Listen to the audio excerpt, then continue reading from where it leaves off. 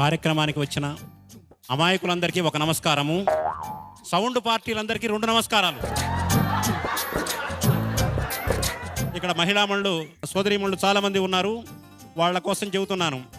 ఒకసారి అడిగారు నన్ను, ఆడవాళ్ళు మంగళసూత్రాన్ని కళ్ళకద్దుకుంటారు, చెట్టంత మొగుడు పక్కనున్నా కూడా ఆ మొగుడినే కళ్ళకద్దుకుంటే బాగుంటుంది కదా, మంగళసూత్రంలో బంగారం ఉంటుంది కానీ మొగుళ్ళో ఉండదు కదా అన్నాను.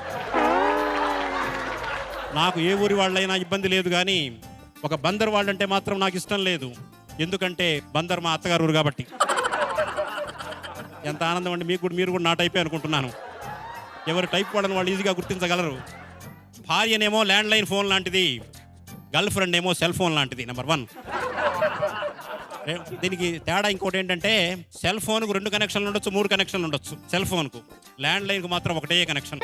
ఇంకోటి ఏంటంటే, సెల్ ఫోను చూడగానే ఎంత అందమైన ఫోన్ అయినా 20,000 30,000 పెట్టి కొన్నైనా ఈ పీసు మారిస్తే బాగుంటుంది, ఈ పీసు మారిస్తే బాగుంటుంది అనుకుంటారు.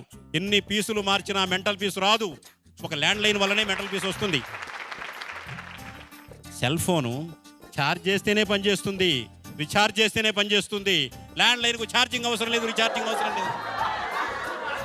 ఆ తాతగారు ఏం పలకడం లేదంటే సెల్ ఫోన్ 2 3 ఉన్నాయని నాకు డౌట్గా ఉంది. ఇంకో విశేషం ఏంటంటే, సెల్ ఫోను ఛార్జ్ చేస్తే పనిచేయడం, రీఛార్జ్ చేస్తే పనిచేయడమే కాదు, ఇంకొక పెద్ద సౌకర్యం ఉంది అందులో. దాన్ని వైబ్రేషన్లో పెట్టుకోవచ్చు, సైలెంట్ మోడ్లో పెట్టుకోవచ్చు, స్విచ్ ఆఫ్ చేయొచ్చు. కానీ ల్యాండ్లైన్ స్విచ్ ఆఫ్ చేయడం ఎవరి తరమో కాదు, మోగిందంటే వీధి మొత్తం వినిపిస్తుంది. ఒకసారి జంచాల గారు నన్ను హాస్యావధానంలో ప్రశ్న వేశాడు. ఏమండి, పెళ్ళప్పుడు అప్పగింతల కార్యక్రమం ఉంటుంది కదా, అప్పగింతలప్పుడు అమ్మాయి ఏమో ఏడుస్తూ ఉంటుంది, అత్తగారింటికి పోతే ఎలా ఉంటుందో ఏమోనని.